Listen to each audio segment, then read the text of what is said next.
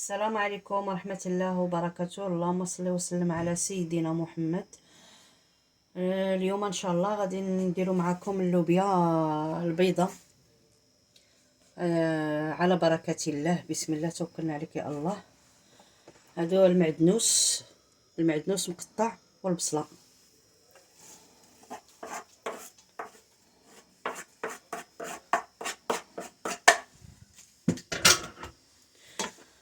كاينه معلقه هنا كبيره هريسه اللي كياكل الحار لكم الاختيار. الخرقوم بلدي، الفلفل الحمر، شويه جنجبير خصك كنجبير، شويه فلفل كحل البزار، شويه ملح على حسب الذوق.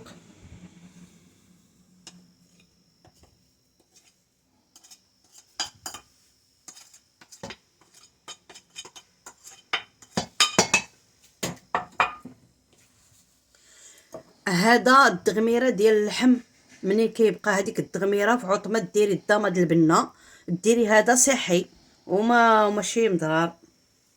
ديريه في الكونجيل. ملي كتبغي طيبي القطنيه اللوبيا او عدس سودا كديري هذه الثومه، لحقاش الثومه اللوبيا كتبغي الثومه.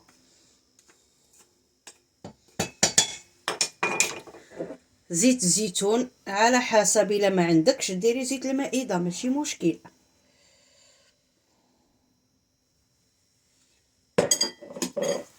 انا ما كنديرش هذه مطيشه نتاع الحك لانها ماشي صحيه. كندير غير مطيشه د الحب كنطحنها هكا. لقاش مطيشه ديال الحك الناس راهم كيعيطوا كيقول لك تنفخنا ومصارنا تنفخوا هما كياكلوا الماكله ماشي صحيه. هذيك مطيشه د الحك ما صالحه حتى الحاجه، هذيك غير كتمرض الناس.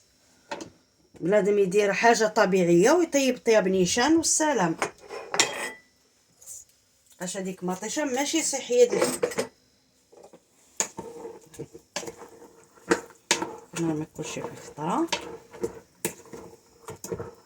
اش القطنيه كاين اللي كيديرها باللحم، حنا ما يمكنناش نديرو القطنيه باللحم لقاش الخضره الطاجين باللحم، الكسكس باللحم، بزاف بنادم على اللحم. القطنيه كناكلوها هكا باش كترتاح حتى الذات من اللحم.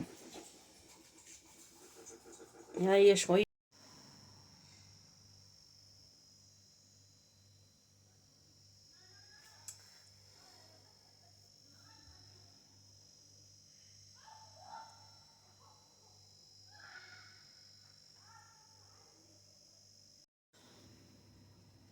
وهذه هي اللوبيا ديالنا، ها هي وجدات هكا كتجي ما شاء الله وكتجي بنينه وتبارك الله. الصلاة على النبي، راه ما شاء الله كلشي راكم حادقات يا الفنات.